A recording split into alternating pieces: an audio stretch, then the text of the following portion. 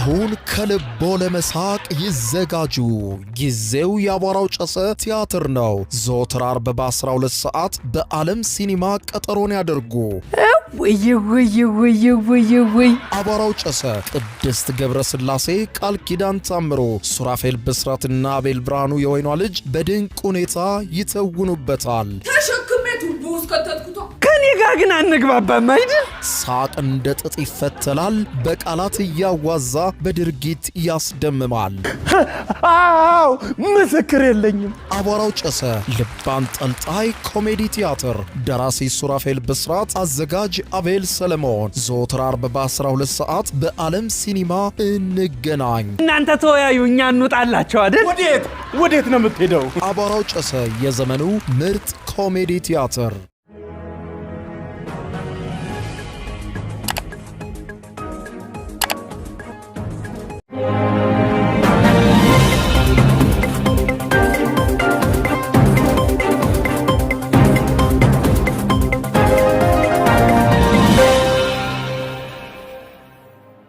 ጤና ይስጥልኝ ክቡራትና ክቡራን የዩቲዩብ ቻናል ቤተሰቦች፣ የሰዓቱን አጫጭር ሰበር መረጃዎች ይዤ ቀርብ ያለው። በርከት ያሉ ሰበር መረጃዎች ዩቲዩብ ላይ ሲጫኑ ቀድሞ ለእናንተ ማስታወቂያ መልእክት ወይም ኖቲፊኬሽን እንዲደርሷችሁ የዩቲዩብ ቻናሌን ሰብስክራይብ በማድረግ የደወል ምልክቷን መጫን አትዘንጉ። ወደ ሰበር መረጃዎቹ ስናቀና በቀዳሚነት ወደ እናንተ ጆሮ የሚደርሰው አሜሪካን ጉድ ያሰኘው ፕሬዝዳንት ዶናልድ ጄ ትራምፕንም በድንጋጤ ዝም ጭጭ እንዲሉ ያደረጋቸው ሰበር ዜና ከወደ አውሮፓ ነው የተሰማው። የአውሮፓ ሀገራት በይፋ ለኢራን እጃቸውን የሰጡበትን ውሳኔ ማሳለፋቸው ተዘግቧል። ይኸውም ከዚህ በኋላ ሆርሙዝ ወሽመጥ የኢራን ነው ብለው በማመን መርከቦቻቸውን በሆርሙዝ ወሽመጥ ለማሳለፍ ለኢራን ክፍያ ለመክፈል መወሰናቸው ተዘግቧል። ይህ ደግሞ ትራምፕን በእጅጉ አስደንግጧቸዋል። ጉዳዩን በተመለከተ በሰፊው የማስደምጣችሁ ብሉምበርግ ያወጣው ሰበር መረጃ አለ፣ እንከታተለዋለን። በሌላ በኩል ክቡራን አድማጮች በአይነቱም ሆነ በመጠኑ በኢራን ዋና መዲና ቴህራን እየተዘጋጀው የአያቶላ አሊ ካሚኒ የቀብር ስነ ስርዓት በነገው ዕለት ይጀምራል።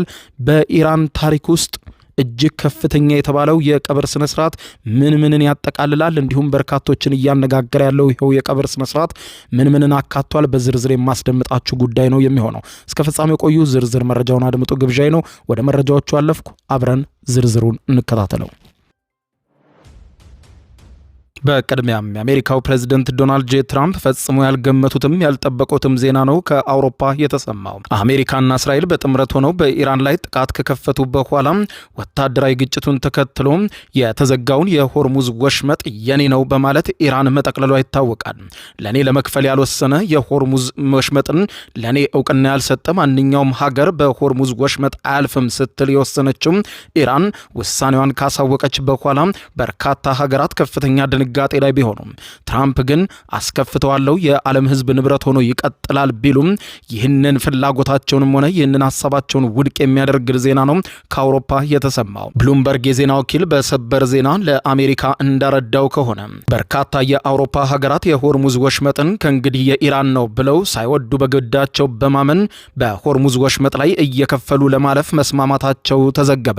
እንደ ብሉምበርግ ዘገባ ከሆነ የአገልግሎት ክፍያ የመጠየቁ ጉዳይ በዝግ የዲፕሎማሲ ውይይቶች ላይ ከጊዜ ወደ ጊዜ እውን እየሆነ የመጣ ሲሆን አሜሪካው ፕሬዝዳንት ዶናልድ ጄ ትራምፕ ከዛሬ ነገ አስከፍተዋለሁ እያሉ የሚዝቱበትን የሆርሙዝ ወሽመጥ ላለፉት 4 ወር በላይ ተዘግቶ መቆየቱ የአውሮፓን ኢኮኖሚ በከፍተኛ ሁኔታ እንዳናጋው የተስማሙት ተጽዕኖ ፈጣሪ የሆኑ ግዙፎቹ በስም ያልተጠቀሱ የአውሮፓ ሀገራት ይህንን ክፍያ መክፈል ይሻለናል ሲሉ መስማማታቸው ተዘግቧል።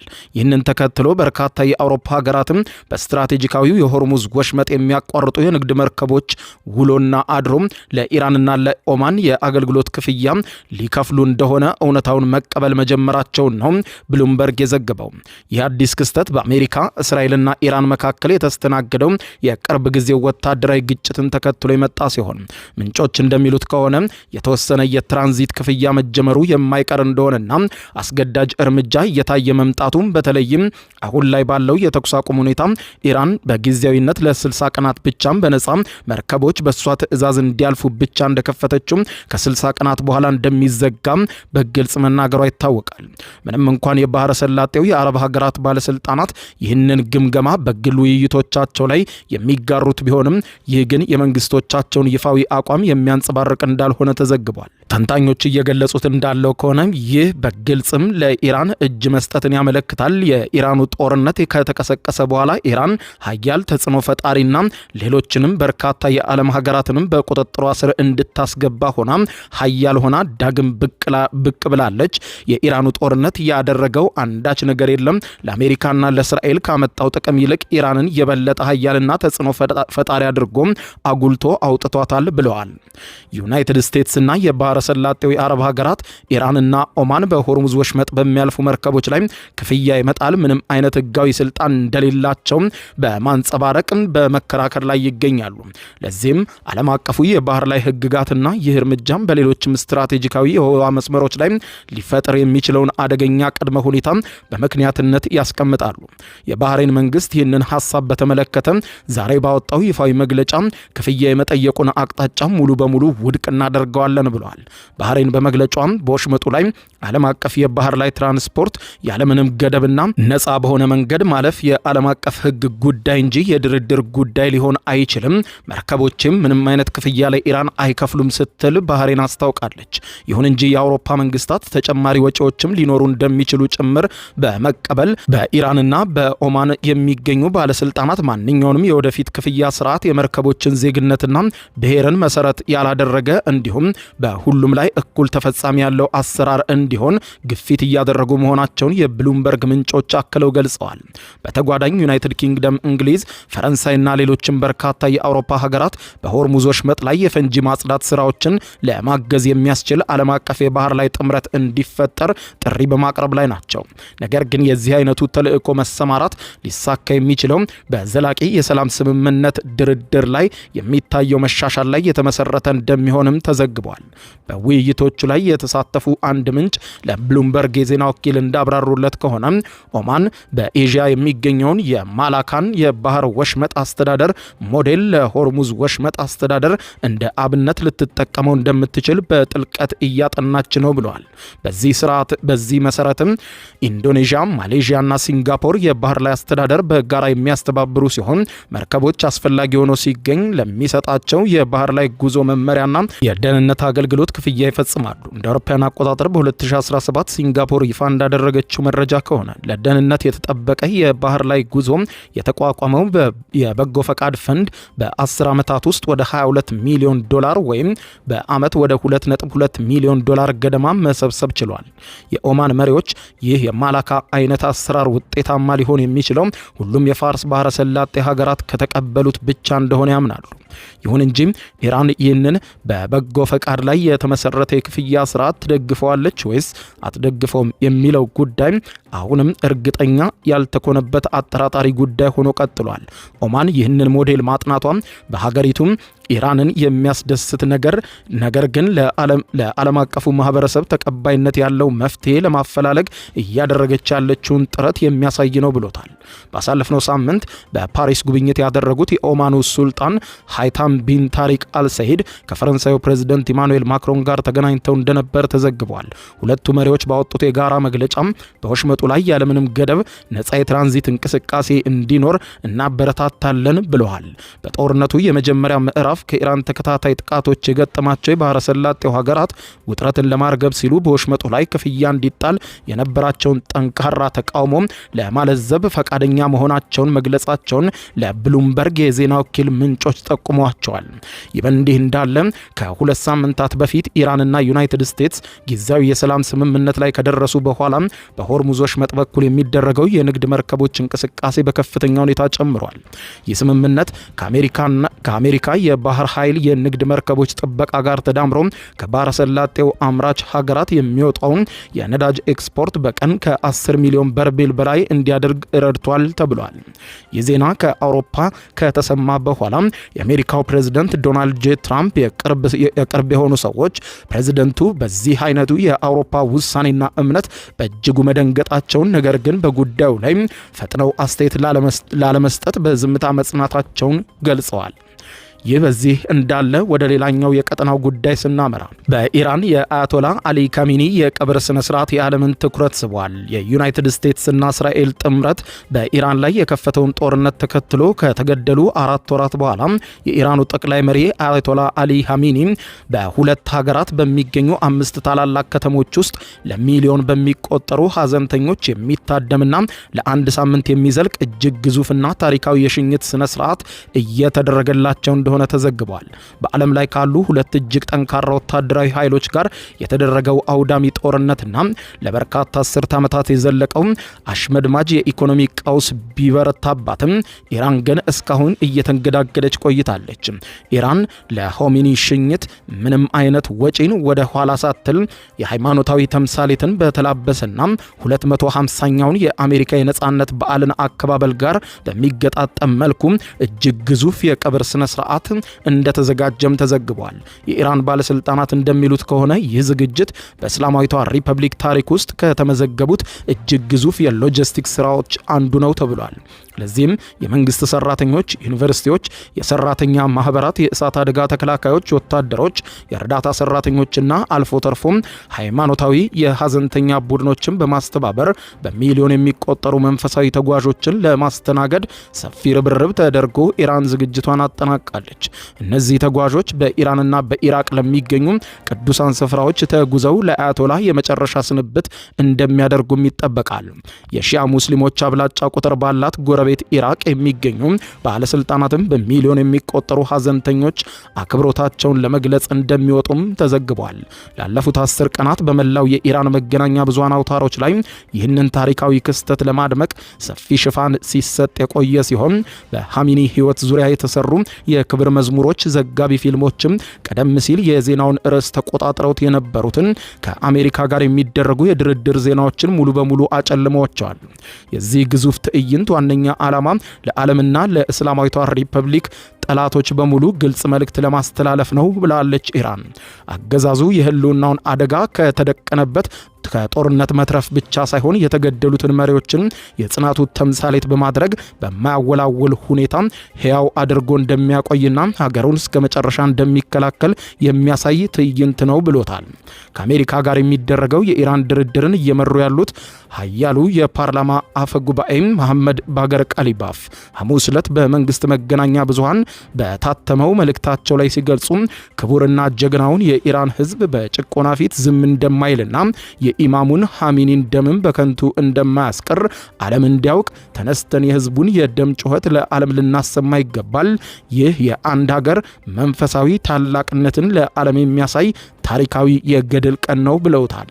ይህ ስነ ስርዓት አዲሱ የኢራን ጠቅላይ መሪ ሞጅታባ ሐሚኒ አባታቸውና የቤተሰባቸው አባላት ከተገደሉ በኋላ ተደብቀው ከቆዩበት ስፍራ ወጥተው ለመጀመሪያ ጊዜ በይፋ በአደባባይ ለህዝብ የሚታዩበት ታሪካዊ ክስተት ሊሆን እንደሚችል መገናኛ ብዙሃን ከወዲሁ ገምተዋል። በስነ ስርዓቱ ውስጥም ሊታለፍ የማይገባው ሌላው ጉዳይ ሆነ ተብለው የተመረጡት ቀናቶች ተምሳሌትነት ነው ተብሏል።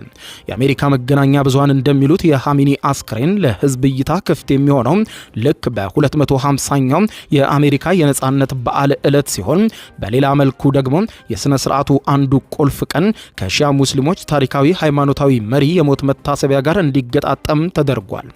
ይህ አጠቃላይ ግዙፍ ትዕይንት የሚከናወነው በሙስሊሞች የሙሐረም ወር ውስጥ ነው የተባለ ሲሆን ይህ ወር በሺዓ እስልምና ታሪክ ውስጥ ከሐዘን ከክህደትና ከሰማዕትነት ጋር በተለይም ሐሚኒ የዘር ሐረጋቸው ከሚቆራኙበትና በሰባተኛው ክፍለ ዘመን ከተሰዉት ከሺዓ ቅዱሳን ጋር በጥልቀት የተቆራኘ ነው ብሎታል። ለ37 ዓመታት የዘለቀው አስተዳደር ዘመናቸው በማያወላውል እንቢተኝነትና በምዕራባውያን ላይ የነበራቸው ጥልቅ ቆራጥነትን ጥርጣሬም የሚታወቁት ሐሚኒ የካቲት 28 ቀን የአሜሪካ እና እስራኤል ጦርነት በተጀመረበት የመጀመሪያው ዕለት ነበር የተገደሉት። ይሁን እንጂ የሽኝት ስነ ስርዓታቸው በ3 የኢራን ከተሞችና በጎረቤት ኢራቅ በሚገኙ 2 ቅዱሳን ስፍራዎች ላይ እንደ ታላቅ የድል ሰልፍ ተደርጎ እየተዘጋጀ ሲሆን ይህ ደግሞ የሃይማኖት አባቱ በሞት እንኳን ሳይቀር እንዳልተሸነፉ ለደጋፊዎቻቸው እንዲያሳይ ነው ተብሏል። በአሜሪካና በእስራኤል መገደላቸው ደረጃቸው ሚናቸውን ይበልጥ ከፍ ያደረገላቸው በማለት ቢቢሲና ሲኤንኤን የገለጿቸው እኚሁ መሪ በኢራን ታሪክ ውስጥ ከተካሄዱት ጸረ መንግስት የተቃውሞ ሰልፎች መካከል ትልልቆቹን በበላይነት ያስተዳደሩና ሞታቸውንም ሲመኙ የነበሩ ሰልፈኞችም በከፍተኛ በትራቸው የተቆጣጠሩ መሪ ናቸው ሲል ነው ሲኤንኤን የጻፈው። የዓለም አቀፉ ፖሊሲ ማዕከል ከፍተኛ ተመራማሪ የሆኑት ሲናቱሊ ለሲኤንኤን እንደተናገሩት ግድያው ኻሜኒን በህይወት ዘመናቸው ከነበሩበት ይልቅ በሞታቸው በምሳሌያዊ ሁኔታ እጅግ በጣም ኃያል እንዲሆኑ አድርጓቸዋል ብለዋል። ኻሜኒ አሁን እንደ ሰማዕትነት የተቀበሉ የሃይማኖት አባት ተደርገው በመላው ኢራንና በአጎራባች ሀገሮች እየተሳሉ ሲሆን ሞታቸው ሰማዕት ከሆኑት የተከበሩ የሺዓ ቅዱሳን ጋር እኩል እንዲታዩና በህይወት ዘመናቸው የነበራቸውን የዓለም አመለካከት በሞቱበት መንገድ እውነትነት እንዳለው እንዲረጋገጥ አድርጎ አሳይቷቸዋል። ኻሜኒን በመግደላቸው እስራኤልና አሜሪካ ከፍተኛ ኪሳራ ነው ያስተናገዱት ሲሉ ጽፈዋል። ኢራን ከዚህ ቀደም በዚህ ደረጃ ግዙፍ የሆኑ የሽኝት ስነ ስርዓቶችን ያዘጋጀችው እንደ አውሮፓውያን አቆጣጠር በ1989 የእስላማዊቷ ሪፐብሊክ ኢራን መስራች የሆኑት አያቶላ ሩሁላ ሆሜኒና በ2020 የቁድስ ኃይል አዛዥ የነበሩት ቃሲም ሱሌማኒ ሲገደሉ ብቻ ነበር። ሁለቱም የሽኝት ስነ ስርዓቶች ወደ ከባድ ትርምስ በማምራትና በመገፋፋት በሞት የተጠናቀቁ ክስተቶች ነበሩ። የሆሜኒ አስክሬን አሁን ተተኪያቸው ኻሜኒ ለሁለት ቀናት ለህዝብ እይታ ከሚቀመጡበት ቦታ ላይ በጊዜው ለእይታ ቀርቦ የነበረ ቢሆንም በስሜት የጦፉ ሀዘንተኞች የሬሳ ሳጥኑን መሸፈኛ ጨርቅ በመቅደዳቸው አስክሬኑ በሄሊኮፕተር እንዲነሳ ተደርጎ እንዲወጣ መደረጉ ይታወሳል። የመሪውን አስክሬን በመጠበቅ የውጭ ሀገራት የክብር እንግዶችን በማስተናገድ በሚሊዮን የሚቆጠሩ ሀዘንተኞችን ማስተዳደርና በሁለቱ ሀገራት በሚገኙ 5 ከተሞች ውስጥ ታላላቅ ሁነቶችን ማቀናጀት እጅግ ግዙፍና ከባድ ኃላፊነት ነው ብሎታል ሲኤንኤን። ይህ ከውስጥ ግጭትና ከአሜሪካ ጋር ከነበረው ጦርነት ገና ላላገገመችው ሀገር ኢራን ታይቶ የማይታወቅ ደህንነትና የጸጥታ ዘመቻ ይጠብቃታል ብሏል። የኻሜኒ አስክሬን የሬሳ ሳጥን ለመጀመሪያ ጊዜ ለእይታ የሚቀርብበት ስነ ስርዓት በነገው ዕለት ቅዳሜ ጠዋት በሀገር ውስጥ ሰዓት አቆጣጠር ከሌሊቱ 12 ሰዓት ጀምሮ ይካሄዳል። የኻሜኒ አስክሬን በቴህራን ኢማም ሆሜኒ ሞሳላ በተባለው ግዙፍ የመስጊድ ግቢ ውስጥ በተተከለ ከፍ ያለ መድረክ ላይ ይቀመጣል።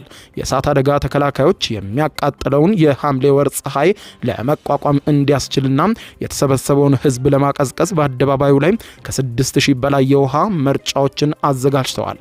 በሽኝት ስነ ስርዓቱ ቀናትም የዋና ከተማዋ ዓለም አቀፍና የሀገር ውስጥ አየር ማረፊያዎች በሙሉ የሚዘጉ ሲሆን የኻሜኒ አስክሬን በሚያልፍባቸው ከተሞች ሁሉ ብሔራዊ የበዓል ቀናት ታውጀዋል። 17 ሚሊዮን ነዋሪዎች ያሏት ቴህራን በታሪኳ ትልቁን የትራፊክ ማስተባበር ስራ የምታከናውን ሲሆን በሽኝት ሰልፉ አቅራቢያ የግል ተሽከርካሪዎች እንዲያልፉ ክልከላ ተጥሎባቸዋል።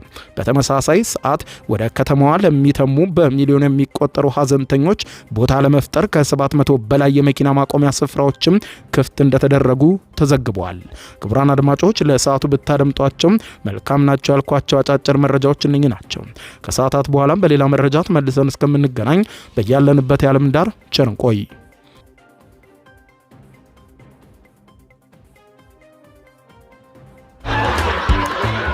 አሁን ከልቦ ለመሳቅ ይዘጋጁ። ጊዜው የአቧራው ጨሰ ቲያትር ነው። ዘወትር ዓርብ በ12 ሰዓት በዓለም ሲኒማ ቀጠሮን ያደርጉ። ወይ